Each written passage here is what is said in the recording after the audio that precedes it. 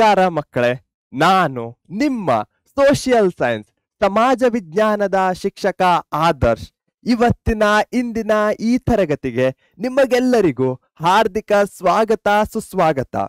Economy and government, ಅರ್ಥವ್ಯವಸ್ಥೆ ಮತ್ತು ಸರ್ಕಾರ. ಸೊ ಆಲ್ರೆಡಿ ಹೇಳಿರೋ ಹಾಗೆ ಈ ಚಾಪ್ಟರ್ಗೆ ನಾವು ಯಾವ ಫಾರ್ಮ್ಯಾಟ್ ಅನ್ನ ಫಾಲೋ ಮಾಡ್ತಾ ಇದ್ದೇವೆ. ಈ ಚಾಪ್ಟರ್ನಲ್ಲಿ ನಾವು ರೀಕಾಲ್ ಸ್ಲೈಡ್ಸ್ ಗಳನ್ನ ಕೊಡ್ತೇವೆ. ಅಂದ್ರೆ ಏನು, ಯಾವುದೇ ಒಂದು ಟಾಪಿಕ್ ಇರಬಹುದು, ಅದನ್ನ ಕೀವರ್ಡ್ಸ್ ಗಳ ಮುಖಾಂತರ ಎಕ್ಸ್ಪ್ಲೇನ್ ಮಾಡ್ತೇವೆ. ಕೀವರ್ಡ್ಸ್ ಯಾಕೆ ಇಂಪಾರ್ಟೆಂಟ್ ಆಗುತ್ತೆ? ಬಹಳಷ್ಟು ಮಕ್ಕಳು ಹೇಳ್ತಾರೆ ಸೋಷಿಯಲ್ ಸೈನ್ಸ್ ಇಷ್ಟೊಂದು ದೊಡ್ಡದಿದೆ, ಸಮುದ್ರದಷ್ಟು ದೊಡ್ಡದಿದೆ, ಹೇಗೆ ನೆನಪಲ್ಲಿಟ್ಕೊಳ್ಳೋದು ಅಂತ. ಸಮುದ್ರವನ್ನ ನದಿಗಳಾಗಿ ಒಡಿರಿ.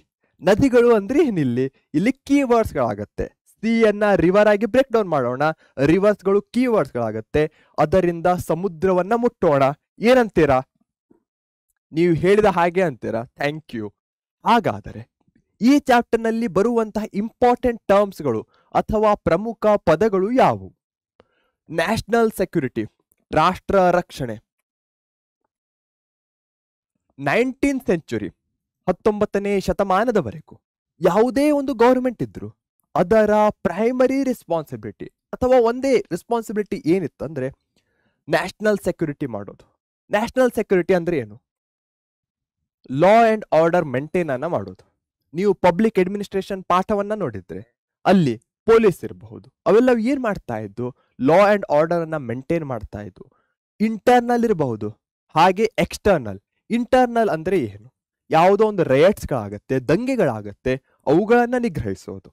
ಹಾಗೆ ಎಕ್ಸ್ಟರ್ನಲ್ಲಿ ಬೇರೆ ಯಾವುದೇ ಒಂದು ದೇಶ ಆಕ್ರಮಣ ಮಾಡಿದರೆ ಅದರಿಂದ ರಕ್ಷಣೆಯನ್ನ ಕೊಡೋದು. ಇದು ನ್ಯಾಷನಲ್ ಸೆಕ್ಯೂರಿಟಿ ಅಥವಾ ರಾಷ್ಟ್ರ ರಕ್ಷಣೆ ಆಗಿತ್ತು.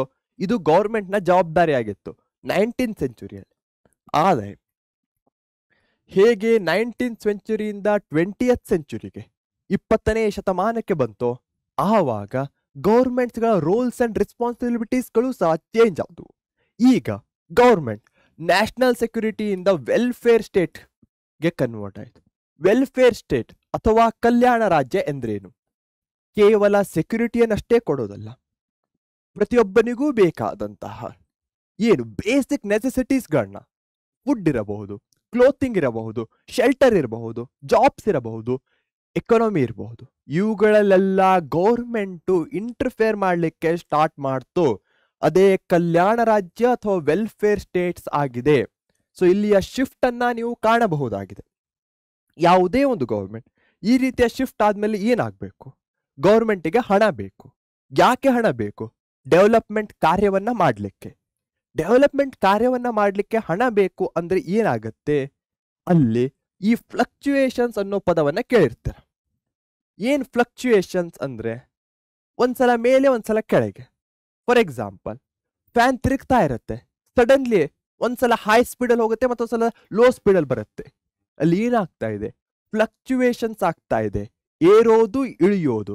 ಇದನ್ನೇ ನಾವು ಫ್ಲಕ್ಚುಯೇಷನ್ಸ್ ಅಂತ ಕರಿತಾ ಇದ್ದೇವೆ. ಹಾಗೆಯೇ ಇಲ್ಲಿ ಯಾವ ಫ್ಲಕ್ಚುಯೇಷನ್ಸ್ ಆಗ್ತಾ ಇದೆ? ಇಕನಾಮಿಕ್ ಫ್ಲಕ್ಚುಯೇಷನ್ಸ್ ಆಗ್ತಾ ಇದೆ. ಹಾಗಂದ್ರೆ ಏನು ಸರ್?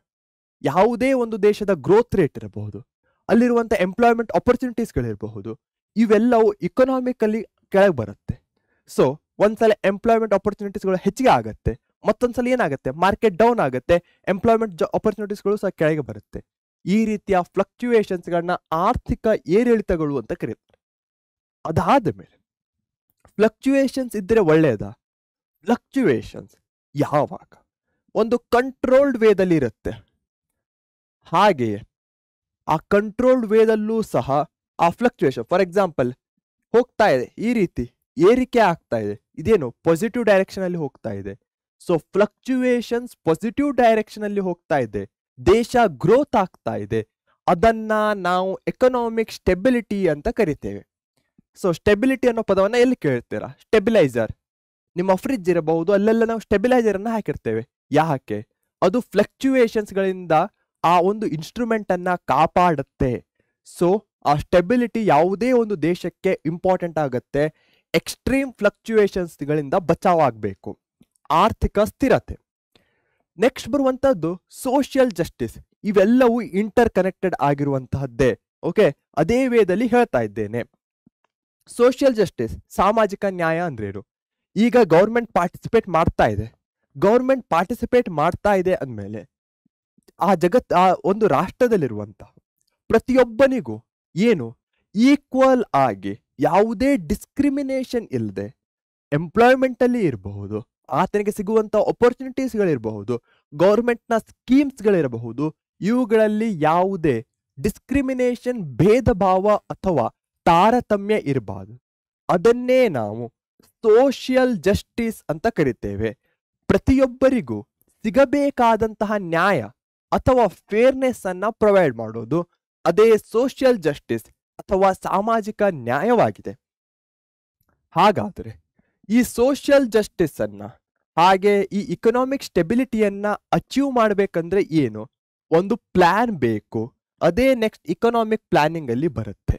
ಸೊ ಹೇಗೆ 10th ಅಲ್ಲಿ ನೀವು ಹೆಚ್ಚಿನ ಮಾರ್ಕ್ಸ್ ಅನ್ನ ಸ್ಕೋರ್ ಮಾಡಬೇಕು ಅಂದ್ರೆ ನಿಮ್ಮಲ್ಲಿ ಒಂದು ಪ್ಲಾನ್ ಇರಬೇಕು. ಹಾಗೆ ಯಾವುದೇ ಒಂದು ದೇಶ ಇಕನಾಮಿಕಲಿ ಸ್ಟೇಬಲ್ ಆಗಬೇಕು, ಸೋಷಿಯಲ್ ಜಸ್ಟಿಸ್ ಅನ್ನ ಅಚೀವ್ ಮಾಡಬೇಕು ಅಂದರೆ ಆ ದೇಶವು ಸಹ ಒಂದು ಇಕನಾಮಿಕ್ ಪ್ಲಾನಿಂಗ್ ಅಥವಾ ಆರ್ಥಿಕ ಯೋಜನೆಯನ್ನ ಹೊಂದಿರಬೇಕು. ಓಕೆ, ಸೊ ಇಕನಾಮಿಕ್ ಪ್ಲಾನಿಂಗ್ ಅಂತ ಹೇಳಿದೆ. ಆ ಪ್ಲಾನಿಂಗ್ ಅಲ್ಲಿ ಮೊದಲಿಗೆ ಸೋವಿಯತ್ ರಷ್ಯಾ ಒಕ್ಕೂಟ 5-year ಪ್ಲಾನ್ ನೊಂದಿಗೆ ಬಂತು. ಅದರಲ್ಲಿ ಅದು ಸಕ್ಸಸ್ಫುಲ್ ಸಹ ಆಯಿತು. ಅದನ್ನ ಸಕ್ಸಸ್ಫುಲ್ ಆದ ನಂತರ ಬಹಳಷ್ಟು ದೇಶಗಳು ಆ ಒಂದು ಮಾಡೆಲ್ ಅನ್ನೇ ಫಾಲೋ ಮಾಡಿದ್ವು. ಅದರಲ್ಲಿ ಭಾರತವೂ ಸಹ ಒಂದಾಗಿತ್ತು. ಈ 5-year ಪ್ಲಾನ್ಸ್ನ ಆಬ್ಜೆಕ್ಟಿವ್ಸ್ ಅಥವಾ ಉದ್ದೇಶಗಳೇನಾಗಿದ್ದು, ಅಚೀವ್ಮೆಂಟ್ಸ್ಗಳೇನಾಗಿದ್ದು, ಅವುಗಳನ್ನ PYQs ಅಲ್ಲಿ ಕವರ್ ಮಾಡ್ತೇವೆ. ಹಾಗಾದರೆ ಈ 5-year ಪ್ಲಾನ್ ಫುಲ್ಲಿ ಸಕ್ಸಸ್ಫುಲ್ ಆಯ್ತಾ ಅಥವಾ ಪಾರ್ಷಿಯಲಿ ಆಯ್ತಾ? ಇದರಲ್ಲೂ ಸಹ ಕೆಲವೊಂದು ಡ್ರಾಬ್ಯಾಕ್ಸ್ ಅಥವಾ ನ್ಯೂನ್ಯತೆಗಳಿವೆ. ಏನು? Lac of basic amenities. ಇಂದಿಗೂ ಸಹ ಭಾರತದ ಬಹಳಷ್ಟು ಜನರು ಬಡವರಾಗಿದ್ದಾರೆ. ಸೊ ಭಾರತವನ್ನ ಕಂಪ್ಲೀಟ್ ಆಗಿ ಪಾವರ್ಟಿಯಿಂದ ಹಿಂತೆಗೆದುಕೊಂಡು ಬರ್ಲಿಕ್ಕೆ ಆಗಿಲ್ಲ. ಪಾವರ್ಟಿ ಅಂದ್ರೆ ಏನು? ಬೇಸಿಕ್ ನೆಸೆಸಿಟೀಸ್ಗಳು, ಅಮ್ಯುನಿಟೀಸ್ಗಳು ಇಲ್ಲದೆ ಇರೋದು. ಹಾಗೆ ಇಂದಿಗೂ ಸಹ ರಿಚ್ ಮತ್ತೆ ಪುವರ್ನ ನಡುವೆ ಇರುವಂತಹ ಗ್ಯಾಪ್ ಅಷ್ಟೇ ದೊಡ್ಡದಾಗಿದೆ. ಸೊ ಇಕನಾಮಿಕ್ ಡಿಸ್ಪ್ಯಾರಿಟೀಸ್ಗಳನ್ನ ಕಾಣಬಹುದಾಗಿದೆ. ಇವೆ ಡ್ರಾಬ್ಯಾಕ್ಸ್ಗಳಾಗಿವೆ 5-year ಪ್ಲಾನ್. ಪಾವರ್ಟಿ ಇರಬಹುದು, lack of basic amenities, economic disparities. Okay, ಹಾಗೆ ಸೋಷಿಯಲ್ ಜಸ್ಟಿಸ್ ಅನ್ನ ಕಂಪ್ಲೀಟ್ ಆಗಿ ಅಚೀವ್ ಮಾಡಲಿಕ್ಕೆ ಆಗಿಲ್ಲ ಇನ್ನು. NITI Aayog. So NITI Aayog full form ಏನು? NITI ಅಂದ್ರೆ National Institute for Transforming India. ಹೌದಾ? ಸೊ ಇದು 2015 ಅಲ್ಲಿ ಸ್ಟಾರ್ಟ್ ಆಯಿತು. ಹಾಗಾದ್ರೆ 2015ಕ್ಕಿಂತ ಮೊದಲು ಏನಿತ್ತು? 2015ಕ್ಕಿಂತ ಮೊದಲು NPC ಇತ್ತು. NPC ಅಂದ್ರೆ ಏನು? National planning commission. ಇದು 1950 ಅಲ್ಲಿ ಬಂತು. ಸೊ ಅದನ್ನ 2015 ಅಲ್ಲಿ ನೀತಿ ಆಯೋಗ್ ರಿಪ್ಲೇಸ್ ಮಾಡ್ತು. ಯಾಕೆ ಬಂದಿತ್ತು ಈ NPC ಅಥವಾ ನ್ಯಾಷನಲ್ ಪ್ಲಾನಿಂಗ್ ಕಮಿಷನ್? ಹೆಸರಲ್ಲೇ ಇದೆ, ಪ್ಲಾನ್ ಮಾಡಲಿಕ್ಕೆ. ಯಾವುದೇ ಒಂದು ದೇಶದಲ್ಲಿ ರಿಸೋರ್ಸ್ಗಳು ಇರುತ್ತೆ. ಆ ರಿಸೋರ್ಸ್ಗಳನ್ನ ನಾವು ಎಫಿಷಿಯಂಟ್ ವೇದಲ್ಲಿ ಯುಟಿಲೈಸ್ ಮಾಡಿ ಆ ಒಂದು ದೇಶದ ಜನರಿಗೆ ಮ್ಯಾಕ್ಸಿಮಮ್ ಸ್ಯಾಟಿಸ್ಫ್ಯಾಕ್ಷನ್ ಅನ್ನ ಕೊಡಬೇಕು. ಅದೇ ಏನಾಗುತ್ತೆ? ಇಕನಾಮಿಕ್ ಪ್ಲಾನಿಂಗ್ ಆಗತ್ತೆ. ಕಾನ್ಶಿಯಸ್ ವೇದಲ್ಲಿ ಅಚೀವ್ ಮಾಡೋದು, ಇದನ್ನೇ ನಾವು ಇಕನಾಮಿಕ್ ಪ್ಲಾನಿಂಗ್ ಅಂತ ಕರಿತೇವೆ. ಅದಕ್ಕೋಸ್ಕರನೇ NPC ಯನ್ನ ಸ್ಥಾಪಿಸಲಾಯಿತು 1950 ಅಲ್ಲಿ. ಹಾಗೆಯೇ ನ್ಯಾಷನಲ್ ಡೆವಲಪ್ಮೆಂಟ್ ಕೌನ್ಸಿಲ್ ಅನ್ನೋದು ಸಹ ಬರುತ್ತೆ. ಇದು 1952 ಅಲ್ಲಿ ಬಂದಿದ್ದಂಥದ್ದು. ಇದು ಏನ್ ಮಾಡ್ತಾ ಇತ್ತು? ಇದು ಪ್ಲಾನ್ ಮಾಡ್ತಾ ಇತ್ತು.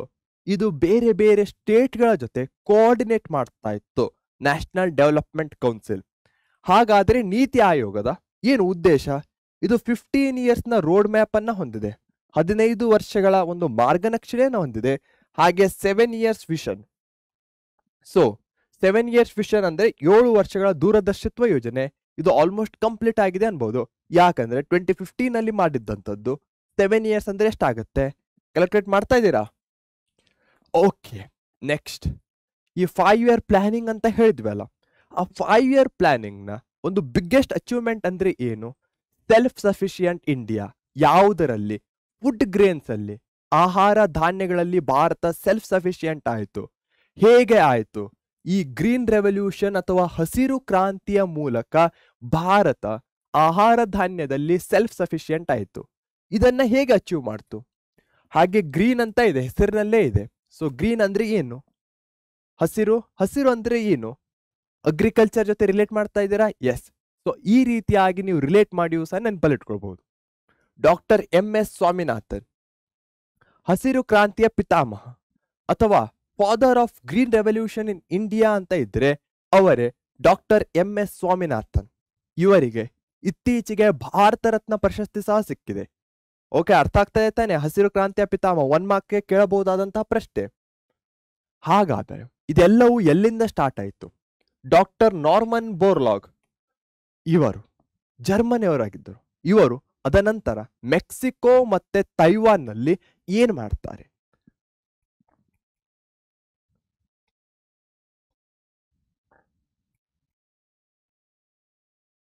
High yielding seeds very important ಆಗುತ್ತೆ.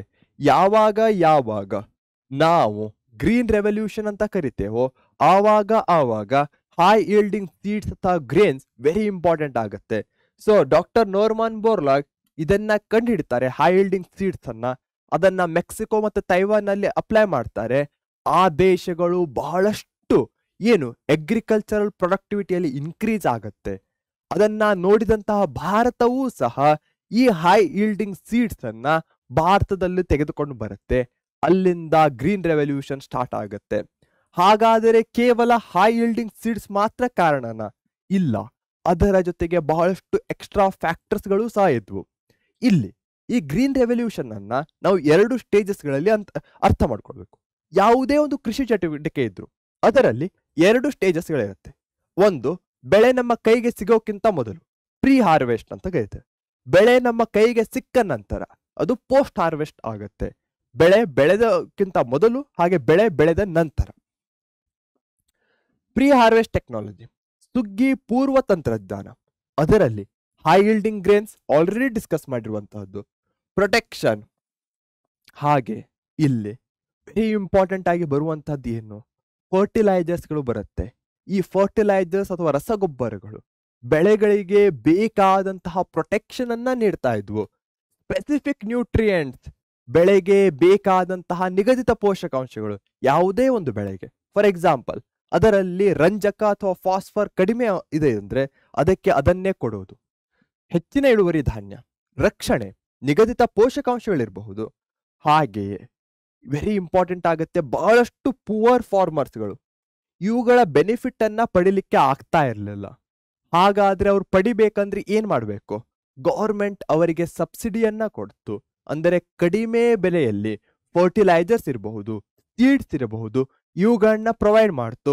ಇದರಿಂದ ಈ ಗ್ರೀನ್ ರೆವಲ್ಯೂಷನ್ ಭಾರತದ ಮೂಲೆ ಮೂಲೆಗೂ ತಲುಪುವಂತಾಯಿತು.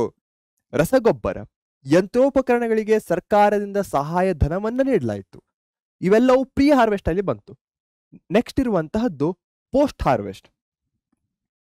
ಸೊ ಬೆಳೆ ಬೆಳೆದ ನಂತರ ಅದು ನಮ್ಮ ಕೈಗೆ ಸಿಗ್ತಾ ಇದೆ. ಕೈಗೆ ಸಿಕ್ಕ ನಂತರ ಏನಾಗ್ತಾ ಇದೆ? ಕೈಗೆ ಸಿಕ್ಕ ನಂತರ ನಾವು ಅದನ್ನ ಮಾರ್ಕೆಟ್ ಅಲ್ಲಿ ಮಾರಾಟ ಮಾಡಬೇಕು. ಸೊ ಅಲ್ಲಿ ಬಹಳಷ್ಟು ಫ್ಯಾಕ್ಟರ್ಸ್ಗಳು ಬರುತ್ತೆ. ಯಾವ್ಯಾವ ಫ್ಯಾಕ್ಟರ್ಗಳು? ಸರಿಯಾದ ಬೆಲೆ ಸಿಗೋದು ಬೆಳೆಗೆ, ಅದು ವೆರಿ ಇಂಪಾರ್ಟೆಂಟ್ ಆಗುತ್ತೆ. ಯಾಕಂದ್ರೆ ಬೆಳೆ ಬೆಳೆದಿರ್ತೇವೆ, ಅದಕ್ಕೆ ಸರಿಯಾದ ಬೆಲೆ ಸಿಗ್ಲಿಲ್ಲ ಅಂದ್ರೆ ಎಲ್ಲ ವೇಸ್ಟ್ ಆಗುತ್ತೆ. ಹೀಗಾಗಿ ಅಗ್ರಿ ಮಾರ್ಕೆಟ್ಸ್ಗಳನ್ನ ಗೌರ್ಮೆಂಟ್ ಸ್ಟಾರ್ಟ್ ಮಾಡ್ತು. So agri markets very important ಆಗುತ್ತೆ. ಅದಾದ ನಂತರ ನಾವು ಹೆಚ್ಚಿನ ಬೆಳೆಯನ್ನ ಬೆಳೆದಿರ್ತೇವೆ, ಅದಕ್ಕೆ ಆ ಬೆಳೆಗೆ ಒಂದು ಏನ್ ಬೇಕು? ಪ್ರೊಟೆಕ್ಷನ್ ಅನ್ನ ಕೊಡಬೇಕು, ಸಂಗ್ರಹಣೆಯನ್ನ ಮಾಡಬೇಕು. ಅಂತಹ ಸಂಗ್ರಹಣೆ ಮಾಡ್ಲಿಕ್ಕೆ ಏನು? ಗ್ರೆನರೀಸ್ ಇರಬಹುದು, ಕೋಲ್ಡ್ ಸ್ಟೋರೇಜ್ ಇರಬಹುದು, ಉಗ್ರಾಣ ಗೋದಾಮುಗಳಿರಬಹುದು, ಶೈತ್ಯಾಗಾರ ಇರಬಹುದು. ಇವುಗಳನ್ನೆಲ್ಲ ಗೌರ್ಮೆಂಟ್ ಪ್ರೊವೈಡ್ ಮಾಡ್ತು. ಹೀಗಾಗಿ ಬೆಳೆಗಳು ಹೆಚ್ಚಿನ ಸಮಯದವರೆಗೂ ಉಳಿಯುವ ಹಾಗಾಯಿತು. ಅದರ ಜೊತೆಗೆ ಯಾವುದೇ ಒಂದು ಬೆಳೆಯನ್ನ ಹೆಚ್ಚಿಗೆ ಬೆಳೆದ್ರೆ ಏನಾಗುತ್ತೆ? ಮಾರ್ಕೆಟ್ ಅಲ್ಲಿ ಅದರ ಸಪ್ಲೈ ಹೆಚ್ಚಿಗೆ ಆಗುತ್ತೆ, ಡಿಮಾಂಡ್ ಕಡಿಮೆ ಆಗಿಬಿಡುತ್ತೆ. ಹೀಗಾಗಿ ಆ ಒಂದು ಬೆಳೆಯನ್ನ ಬೇರೆ ಬೇರೆ ವೇದಲ್ಲಿ ಸಂಸ್ಕರಿಸೋದು ವೆರಿ ಇಂಪಾರ್ಟೆಂಟ್ ಆಗುತ್ತೆ. ಸೊ ಇಲ್ಲಿ ಸಂಸ್ಕರಣೆ ಅನ್ನೋ ಪದವನ್ನು ನೀವು ಕಾಣಬಹುದಾಗಿದೆ. ಇದರಿಂದ ಏನಾಗುತ್ತೆ? ಫಾರ್ ಎಕ್ಸಾಂಪಲ್ ಹಾಲನ್ನ ನಾವು ಹೇಗೆ ಮೊಸರು ಇರಬಹುದು, ಮಜ್ಜಿಗೆ ಇರಬಹುದು, ಈ ರೀತಿಯಾಗಿ ಬೇರೆ ಬೇರೆ ಪ್ರಾಡಕ್ಟ್ ಅಲ್ಲಿ ಚೇಂಜ್ ಮಾಡ್ತಾ ಇದ್ದೇವೋ ಹಾಗೆ ಬೆಳೆಗಳನ್ನು ಸಹ ಅದರ ಒಂದು ರಾ ಫಾರ್ಮ್ಯಾಟ್ ನಿಂದ ಬೇಕಾದಂತಹ ಫಾರ್ಮ್ಯಾಟ್ಗೆ ಚೇಂಜ್ ಮಾಡಿ ಅದರ ಮ್ಯಾಕ್ಸಿಮಮ್ ಯುಟಿಲೈಸೇಷನ್ ಅನ್ನ ಮಾಡ್ಕೊಳ್ಳೋದು, ಇದು ಪೋಸ್ಟ್ ಹಾರ್ವೆಸ್ಟ್ ಟೆಕ್ನಾಲಜಿಯಲ್ಲಿ ಬರುತ್ತೆ. ಸೊ ಇದು ವೆರಿ ಇಂಪಾರ್ಟೆಂಟ್ ಆಗುತ್ತೆ. ಗ್ರೀನ್ ರೆವಲ್ಯೂಷನ್ ಅಂದ ಕೂಡಲೇ MS ಸ್ವಾಮಿನಾಥನ್ ಹೆಸರು, doctor Norman Borlaug, high yielding seeds ಇರಬಹುದು. ಹಾಗೆ ಮತ್ತೇನು ಸಬ್ಸಿಡೈಸ್, ಯಾವ್ದನ್ನ ಸಬ್ಸಿಡೈಸ್ ಮಾಡ್ತಾರೆ, ಇಲ್ಲೇ ಕೊಟ್ಟಿರುವಂತಹದ್ದು ಫರ್ಟಿಲೈಸರ್ಸ್ ಇರಬಹುದು, ಇಕ್ವಿಪ್ಮೆಂಟ್ಸ್ ಇರಬಹುದು, ಇವುಗಳನ್ನ ಸಬ್ಸಿಡಿ ಮಾಡಲಾಗುತ್ತೆ. ಹಾಗೆ ಪೋಸ್ಟ್ ಹಾರ್ವೆಸ್ಟ್ ಅಲ್ಲಿ ಏನ್ ಬರುತ್ತೆ, ಗ್ರೇನರೀಸ್ ಇರಬಹುದು, ಕೋಲ್ಡ್ ಸ್ಟೋರೇಜ್ ಇರಬಹುದು, ಎಗ್ರಿ ಮಾರ್ಕೆಟ್ಸ್ ಇರಬಹುದು, ಹಾಗೆ ಸಂಸ್ಕರಣೆ ಇರಬಹುದು, ಇವೆಲ್ಲವೂ ಬರುತ್ತೆ. ಹಾಗಾದರೆ ಈಗ ನಾವು ಸೆಕೆಂಡ್ ಗ್ರೀನ್ ರೆವಲ್ಯೂಷನ್ ಅಲ್ಲಿ ಇದ್ದೇವೆ.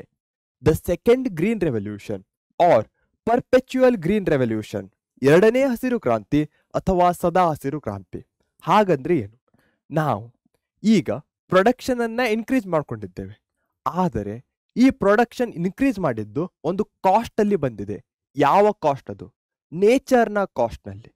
ಹೀಗಾಗಿ ಈ ಸೆಕೆಂಡ್ ಗ್ರೀನ್ ರೆವಲ್ಯೂಷನ್ ಅಲ್ಲಿ ನಾವು ನ್ಯಾಚುರಲ್ ಆರ್ ಆರ್ಗ್ಯಾನಿಕ್ ಫಾರ್ಮಿಂಗ್.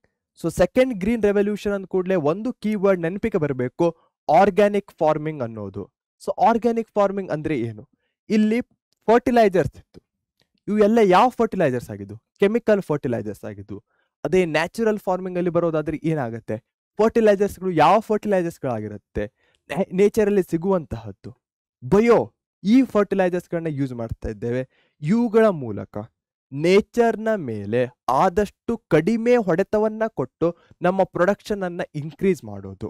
ಅದೇ ಎರಡನೇ ಹಸಿರು ಕ್ರಾಂತಿ ಅಥವಾ ಸದಾ ಹಸಿರು ಕ್ರಾಂತಿ ಆಗಿದೆ. ಇಲ್ಲಿ ಬಹಳಷ್ಟು ಕಾಂಟೆಂಟ್ ಇದೆ. ಹೀಗಾಗಿ ನೀವು 2 ಸೆಕೆಂಡ್ಸ್ ಅನ್ನ ತೆಗೆದುಕೊಳ್ಳಿ, ನಿಮ್ಮ ಮನಸ್ಸಿನಲ್ಲೇ ಯೋಚನೆ ಮಾಡಿ ಏನೇನೆಲ್ಲ ಡಿಸ್ಕಸ್ ಮಾಡಿದ್ವಿ ಅಂತ. ಮಾಡ್ತಾ ಇದ್ದೀರಾ ತಾನೆ? 1 2 ಸೂಪರ್ಬ್. ಓಕೆ, ನೆಕ್ಸ್ಟ್ ಇರುವಂತಹದ್ದು PYQs, ಸಿಂಪಲ್ ಆಗಿರುವಂತಹದ್ದು, ನನ್ನ ಫೇವ್ರೆಟ್. ಗ್ರೀನ್ ರೆವಲ್ಯೂಷನ್ ಇಂಡಿಕೇಟ್ಸ್, ಹಸಿರು ಕ್ರಾಂತಿಯು ಸೂಚಿಸುತ್ತದೆ 1 ಮಾರ್ಕ್ಗೆ 2016 ಏಪ್ರಿಲ್ 2017 ಜೂನ್ ಅಲ್ಲಿ ಬಂದಿರುವಂತಹ ಪ್ರಶ್ನೆ ಏನು, the increase in the production of food grains, ಆಹಾರ ಧಾನ್ಯಗಳ ಉತ್ಪಾದನೆಯಲ್ಲಿ ಹೆಚ್ಚಳವನ್ನು ಸೂಚಿಸುತ್ತಾ. ನೀವೇನ್ ಮಾಡಬೇಕು, ಕಮೆಂಟ್ ಬಾಕ್ಸ್ ನಲ್ಲಿ ಯಾವುದು ಸರಿಯಾದ ಆಪ್ಷನ್ ಅಂತ ತಿಳಿಸ್ಬೇಕು. ತಿಳಿಸ್ತೀರಾ ತಾನೆ? ಅತ್ಯಂತ ಸುಲಭವಾಗಿರುವಂತಹ ಪ್ರಶ್ನೆ, ಆಲ್ರೆಡಿ ಡಿಸ್ಕಸ್ ಮಾಡಿರುವಂತಹದ್ದೇ. Production of fish, production of food grains, milk, meat, ಯಾವುದರ ಉತ್ಪಾದನೆಯಲ್ಲಿ ಹೆಚ್ಚಳ ಆಗ್ತಾ ಇದೆ? Tick tick 3, tick tick 2, tick tick 1 ಮಾಡಿದ್ರಾ? ಸೂಪರ್ಬ್. ಅತ್ಯಂತ ಈಸಿ ಆಗಿರುವಂತಹದ್ದು option A is the correct answer. Next, which factors led to the green revolution? 4 ಮಾರ್ಕ್ಸ್ಗೆ April 2023 ಅಲ್ಲಿ ಬಂದಿರುವಂತಹ ಪ್ರಶ್ನೆ. ಯಾವ ಅಂಶಗಳು ಹಸಿರು ಕ್ರಾಂತಿಗೆ ಕಾರಣವಾದವು? ಆಲ್ರೆಡಿ ಡಿಸ್ಕಸ್ ಮಾಡಿದ್ದೇವೆ. Pre harvest, post harvest.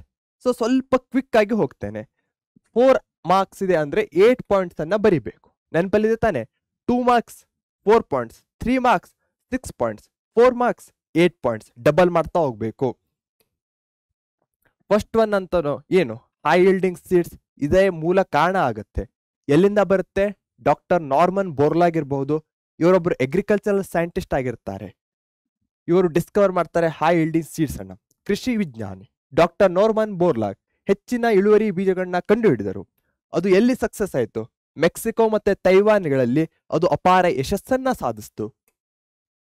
ಹಾಗೆ ಅದರ ಜೊತೆಗೆ ಅದು ಒಂದು ಫ್ಯಾಕ್ಟರ್ ಆಯ್ತು. ಅದರ ಜೊತೆಗೆ ನೀರಾವರಿ, ರೆಗ್ಯುಲೇಟೆಡ್ ಸಪ್ಲೈ ಆಫ್ ವಾಟರ್, ನೀರಿನ ನಿಯಮಿತ ಪೂರೈಕೆ ಇರಬಹುದು.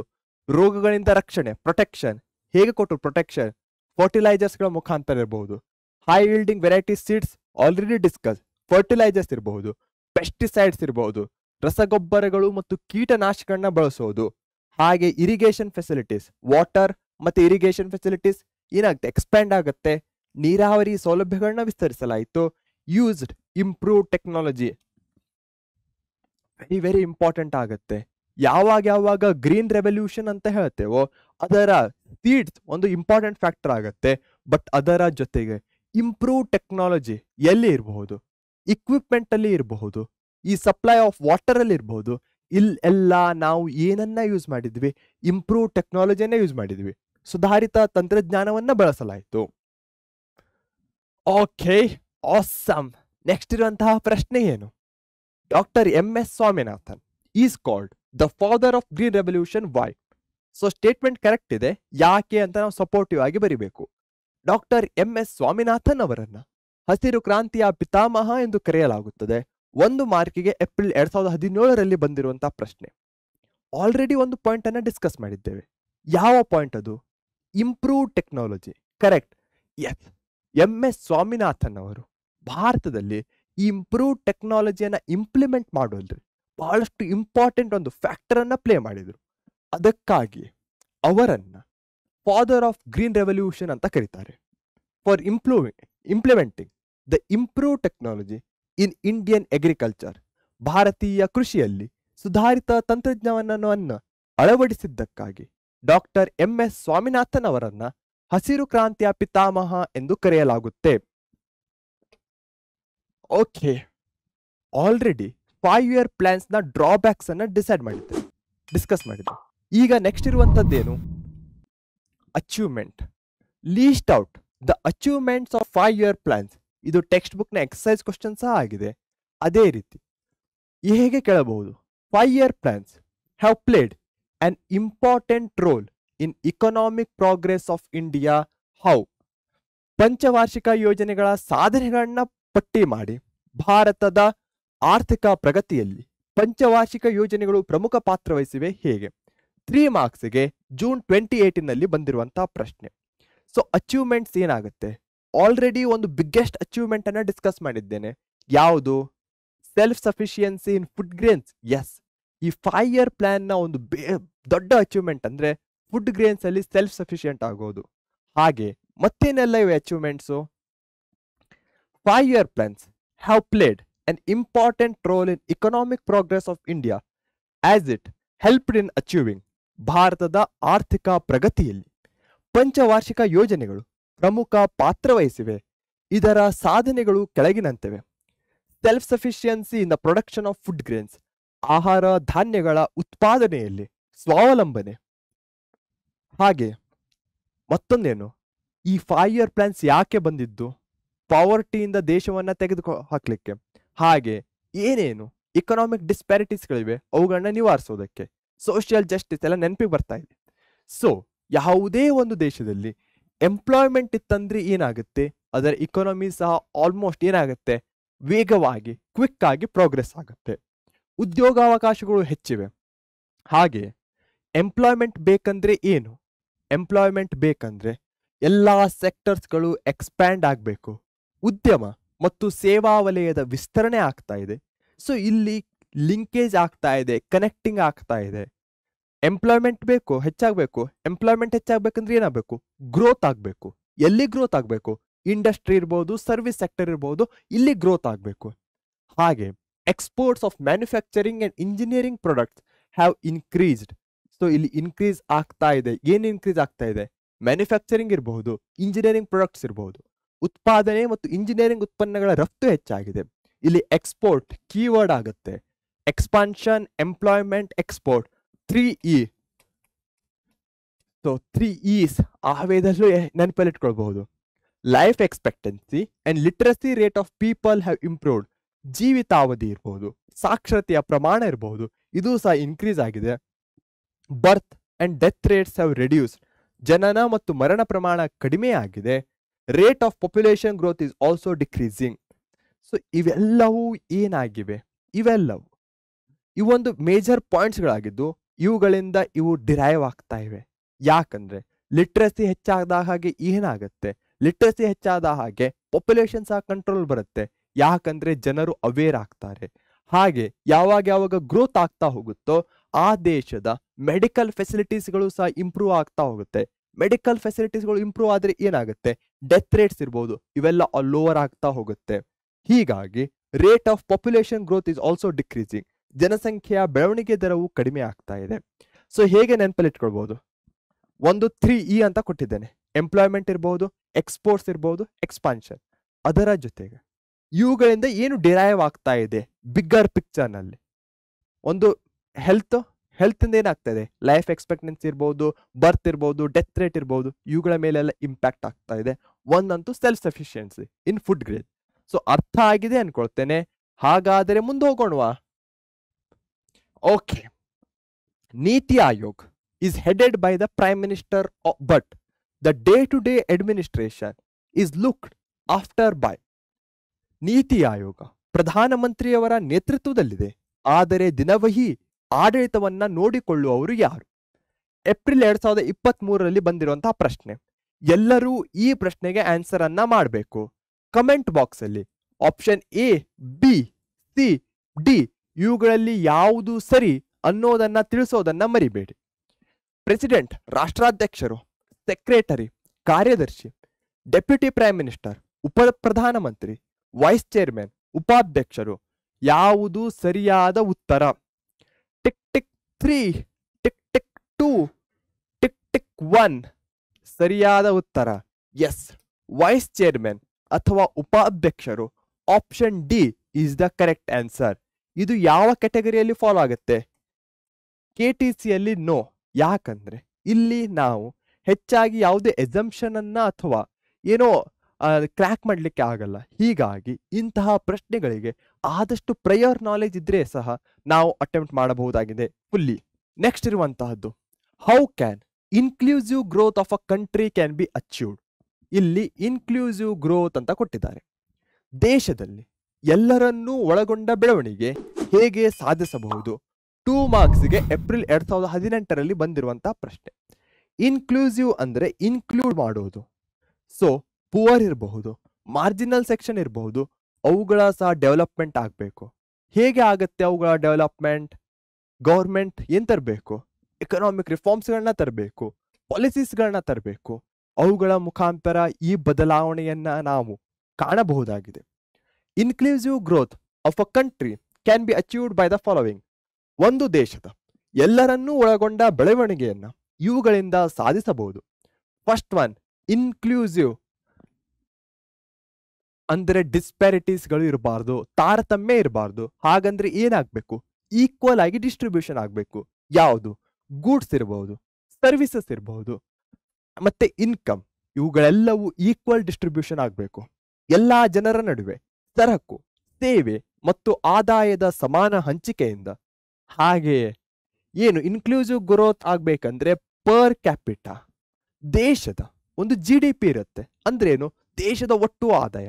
ಆದರೆ ಯಾವಾಗ ಪ್ರತಿಯೊಬ್ಬನ ಆದಾಯ ಹೆಚ್ಚಿಗೆ ಆಗ್ತಾ ಹೋಗುತ್ತೋ ಆವಾಗ ಪ್ರತಿಯೊಬ್ಬನ ಬೆಳವಣಿಗೆ ಆಗತ್ತೆ. ಅದನ್ನೇ ಇನ್ಕ್ಲೂಸಿವ್ ಗ್ರೋತ್ ಅಂತ ಕರಿತೇವೆ.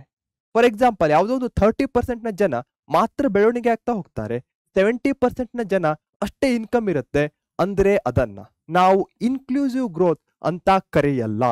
ಸೊ ಪರ್ ಕ್ಯಾಪಿಟಾ ಇನ್ಕಮ್, ತಲಾ ಆದಾಯದಲ್ಲಿ ಹೆಚ್ಚಳ ಇರಬಹುದು.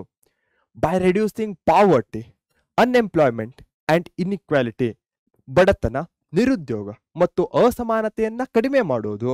ಹಾಗೆ providing nutritious food, adequate clothing ಇರಬಹುದು, ಶೆಲ್ಟರ್ ಇರಬಹುದು, ಕ್ವಾಲಿಟಿ ಎಜುಕೇಶನ್ ಇರಬಹುದು, health hygiene to all people, ಎಲ್ಲಾ ಜನರಿಗೂ ಪೌಷ್ಟಿಕ ಆಹಾರ, ಬಟ್ಟೆ, ವಸತಿ, ಶಿಕ್ಷಣ, ಆರೋಗ್ಯ, ನೈರ್ಮಲ್ಯವನ್ನ ಒದಗಿಸೋದು. ಸೊ ಯಾವಾಗ ಯಾವ ಗ್ರೋತ್ ಅಂತ ಬರುತ್ತೆ? ಎಲ್ಲರನ್ನೂ ಒಳಗೊಂಡ ಬೆಳವಣಿಗೆ ಅಥವಾ ಇನ್ಕ್ಲೂಸಿವ್ ಗ್ರೋತ್ ಅಂತ ಬರುತ್ತೋ ಅವಾಗ ಪರ್ ಕ್ಯಾಪಿಟಾ, ಈಕ್ವಲ್ ಡಿಸ್ಟ್ರಿಬ್ಯೂಷನ್ ಇರಬಹುದು, ಬೇಸಿಕ್ ನೀಡ್ಸ್ ಇರಬಹುದು.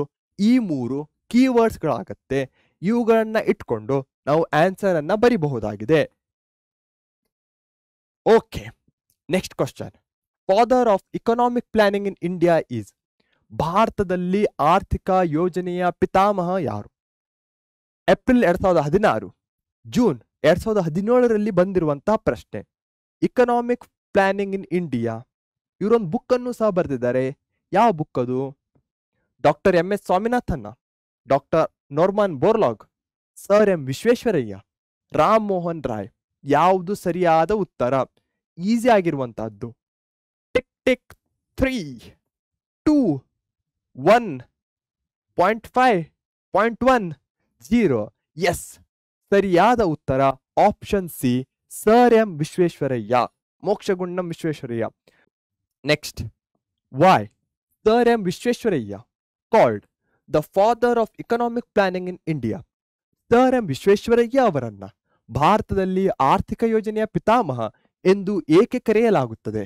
1 ಮಾರ್ಕಿಗೆ ಜೂನ್ 2018ರಲ್ಲಿ ಬಂದಿರುವಂತಹ ಪ್ರಶ್ನೆ. ಯಾಕೆ ಕರಿಬಹುದು? ಯೋಚನೆ ಮಾಡಿ. ಅವರು ಬುಕ್ ಅನ್ನು ಸಹ ಬರೆದಿದ್ದಾರೆ. ಹಾಗೆ ಮೊದಲಿಗೆ ಹೇಳಿದವರು ಸಹ ಇವರೇ ಆಗಿದ್ದಾರೆ. Modern planning was first conceived in India by sir M Visvesvaraya. ಏನು ಯೋಜನೆ ಅಂತ ಕರಿತಿದ್ದೇವೋ ಆಧುನಿಕ ಯೋಜನೆ, ಅದನ್ನ ಭಾರತದಲ್ಲಿ ಮೊದಲ ಬಾರಿಗೆ ಹೇಳಿದವರೆಂದರೆ sir M Visvesvaraya. Stressed the need for planning to achieve economic development in India. ಯಾವುದೇ ಒಂದು ದೇಶ ಇಕನಾಮಿಕಲಿ ಡೆವಲಪ್ ಆಗ್ಬೇಕಂದ್ರೆ ಏನ್ ಮಾಡಬೇಕಾಗತ್ತೆ? ಪ್ಲಾನಿಂಗ್ ಅನ್ನ ಮಾಡಬೇಕಾಗತ್ತೆ. ಭಾರತದಲ್ಲಿ ಆರ್ಥಿಕ ಅಭಿವೃದ್ಧಿ ಸಾಧಿಸಲು ಯೋಜನೆ ಅಗತ್ಯ ಎಂದು ಒತ್ತಿ ಹೇಳಿದವರು ಇವರಾಗಿದ್ದಾರೆ. Next, what are the objectives? Drawbacks ಅನ್ನ ತಿಳ್ಕೊಂಡ್ವಿ, ಅಚೀವ್ಮೆಂಟ್ಸ್ ಅನ್ನ ತಿಳ್ಕೊಂಡ್ವಿ, ಆಬ್ಜೆಕ್ಟಿವ್ಸ್ ಅನ್ನ ತಿಳ್ಕೊಳ್ಳುವಂತಹ ಸಮಯ. What are the objectives of 5-year plans? Mention the objectives of economic development. So ಇಲ್ಲಿ ನೋಡಿ, 5-year ಪ್ಲಾನ್ ಇರಬಹುದು. 5-year ಪ್ಲಾನ್ ಯಾಕೆ ಬಂತು? ಇಕನಾಮಿಕ್ ಡೆವಲಪ್ಮೆಂಟಿಗೋಸ್ಕರ ಬಂತು. ಸೊ ಹೀಗಾಗಿ 5-year ಪ್ಲಾನ್ ಇರಬಹುದು, ಇಕನಾಮಿಕ್ ಡೆವಲಪ್ಮೆಂಟ್ ಇರಬಹುದು, ಇವೆರಡು ಸರಿಸಮಾನವಾಗಿರುವಂತದ್ದು, ಸಿನಾನಿಮ್ಸ್ ಆಗಿದೆ. ಸೊ ಕನ್ಫ್ಯೂಷನ್ ಅನ್ನ ಮಾಡ್ಕೊಳ್ಬೇಡಿ. ಪಂಚವಾರ್ಷಿಕ ಯೋಜನೆಗಳ ಹಾಗೆಯೇ ಆರ್ಥಿಕ ಅಭಿವೃದ್ಧಿಗಳ ಉದ್ದೇಶಗಳನ್ನ ಬರೆಯಿರಿ. 2019 ಮಾರ್ಚ್ ಇರಬಹುದು, 2022 ಜೂನ್ ಅಲ್ಲಿ ಬಂದಿರುವಂತಹ ಪ್ರಶ್ನೆ. 5-year ಪ್ಲಾನ್ ಯಾಕೆ ಬಂತು? ಪಾವರ್ಟಿಯನ್ನ ಕಡಿಮೆ ಮಾಡಬೇಕಾಗಿತ್ತು, ಇಕನಾಮಿಕ್ ಡಿಸ್ಪ್ಯಾರಿಟೀಸ್ಗಳನ್ನ ನಿರ್ಮೂಲನೆ ಮಾಡಬೇಕಾಗಿತ್ತು, ಕರೆಕ್ಟ್ ತಾನೆ? ಸೊ ಹಾಗಾದ್ರೆ ಅವುಗಳನ್ನ ಹೇಗೆ ಮಾಡೋದು? ಪ್ರೊಡಕ್ಷನ್ ಅನ್ನ ಇನ್ಕ್ರೀಸ್ ಮಾಡಬೇಕು. ಸೊ ಇನ್ಕ್ರೀಸಿಂಗ್ ಪ್ರೊಡಕ್ಷನ್ ಇರಬಹುದು. ಎಂಪ್ಲಾಯ್ಮೆಂಟ್, ಉದ್ಯೋಗಾವಕಾಶಗಳನ್ನ ಇನ್ಕ್ರೀಸ್ ಮಾಡೋದು. ರೆಡ್ಯೂಸ್ ಮಾಡಬೇಕು ಇಕನಾಮಿಕ್ ಡಿಸ್ಪ್ಯಾರಿಟೀಸ್, ಅಸಮಾನತೆಗಳನ್ನ ರೆಡ್ಯೂಸ್ ಮಾಡೋದು. ಹಾಗೆ ಎನ್ಶ್ಯೂರಿಂಗ್ ಇಕನಾಮಿಕ್ ಸ್ಟೆಬಿಲಿಟಿ. ಈ ಇಕನಾಮಿಕ್ ಸ್ಟೆಬಿಲಿಟಿಯನ್ನ ಎಲ್ಲಿ ಡಿಸ್ಕಸ್ ಮಾಡಿದ್ವಿ? ಫಸ್ಟ್ ಸ್ಲೈಡಲ್ಲಿ. ಎಸ್, ಇಕನಾಮಿಕ್ ಫ್ಲಕ್ಚುಯೇಷನ್ಸ್ ಇರಬಹುದು. ಅದಾದ ಮೇಲೆ ಡಿಸ್ಕಸ್ ಮಾಡಿದಂಥದ್ದು ಇಕನಾಮಿಕ್ ಸ್ಟೆಬಿಲಿಟಿ ಇರಬಹುದು. ಹಾಗೆ ಇಕನಾಮಿಯನ್ನ ಮಾಡರ್ನೈಸ್ ಮಾಡುವುದು. ಸೊ ಎರಡು ಇನ್ಕ್ರೀಸ್ ಆಗಬೇಕು. ಏನು ಇನ್ಕ್ರೀಸ್ ಆಗಬೇಕು? ಪ್ರೊಡಕ್ಷನ್ನು, ಎಂಪ್ಲಾಯ್ಮೆಂಟು ರೆಡ್ಯೂಸ್ ಮಾಡಬೇಕು. ಏನು? ಪಾವರ್ಟಿ ಇರಬಹುದು, ಇಕನಾಮಿಕ್ ಡಿಸ್ಪ್ಯಾರಿಟೀಸ್ ಇರಬಹುದು. ಹಾಗೆ ಮತ್ತೇನು ಮಾಡಬೇಕು? ಇಕನಾಮಿಕ್ ಸ್ಟೆಬಿಲಿಟಿಯನ್ನ ಮಾಡಬೇಕು, ಹಾಗೆ ಮಾಡರ್ನೈಸ್ ಮಾಡಬೇಕು. 2 ಇನ್ಕ್ರೀಸಿಂಗ್ ಆಗ್ತಾ ಇದೆ, ಹಾಗೆ 2 ಅನ್ನ ರೆಡ್ಯೂಸ್ ಮಾಡಬೇಕು, ನ್ಯೂಟ್ರಲ್ 1 ನ್ಯೂಟ್ರಲ್ ಇಡಬೇಕು. ಸೊ ಈ ರೀತಿಯೂ ಸಹ ನೀವು ನೆನಪಲ್ಲಿ ಇಟ್ಕೊಳ್ಬಹುದು. ಅದೇ ರೀತಿಯಾಗಿ ನಿಮಗೆ ನಮ್ಮ ಕ್ಲಾಸ್ ಒಳ್ಳೇದು ಅಚ್ಚ ಅನಿಸಿದ್ರೆ ಲೈಕ್ ಅನ್ನ ಮಾಡೋದನ್ನ ಮರಿಬೇಡಿ. ಆದಷ್ಟು ನಿಮ್ಮ ಫ್ರೆಂಡ್ ಸರ್ಕಲ್ ಜೊತೆ, ನಿಮ್ಮ ಸ್ಕೂಲ್ ಫ್ರೆಂಡ್ಸ್ ಇರಬಹುದು, ಬೇರೆ ಬೇರೆ ಫ್ರೆಂಡ್ಸ್ ಇರಬಹುದು, ಯಾರ್ಯಾರು 10th ಅಲ್ಲಿ ಇದ್ದಾರೆ ಅವರಿಗೆ ನಮ್ಮ ಪರೀಕ್ಷೆ ಯೂಟ್ಯೂಬ್ ಚಾನಲ್ ಅನ್ನ ಶೇರ್ ಮಾಡಿ. ನಮ್ಮ ವಿಡಿಯೋಸ್ಗಳನ್ನ ಆದಷ್ಟು ಅವರಿಗೆ ತಲುಪಿಸಿ. ಯಾಕಂದ್ರೆ ಶೇರಿಂಗ್ ಇಸ್ ಕೇರಿಂಗ್. ಅದರಲ್ಲೂ ನಾಲೆಜ್ ಅನ್ನ ನೀವು ಹರಡ್ತಾ ಇದ್ದೀರಾ ಅಂದರೆ ಅದು ಬೆಸ್ಟ್ ಶೇರಿಂಗ್ ಆಗತ್ತೆ. ಇದರ ಜೊತೆಗೆ ಇಂದಿಗೆ ಈ ಕ್ಲಾಸಸ್ಗೆ ಬಾಯ್ ಹೇಳುವಂತಹ ಸಮಯ ಬಂದಿದೆ. ಎಲ್ಲರಿಗೂ ಮತ್ತೊಮ್ಮೆ ಆಲ್ ದ ಬೆಸ್ಟ್ ಅಂತ ಹೇಳ್ತಾ ಟೇಕ್ ಕೇರ್. ನಮ್ಮ ಚಾನಲ್ ಅನ್ನ ಸಬ್ಸ್ಕ್ರೈಬ್ ಮಾಡಿ, ಆದಷ್ಟು ಶೇರ್ ಮಾಡಿ. Sharing is caring. Take care. Bye bye. Thank you. Good afternoon, good evening, good night. Take care.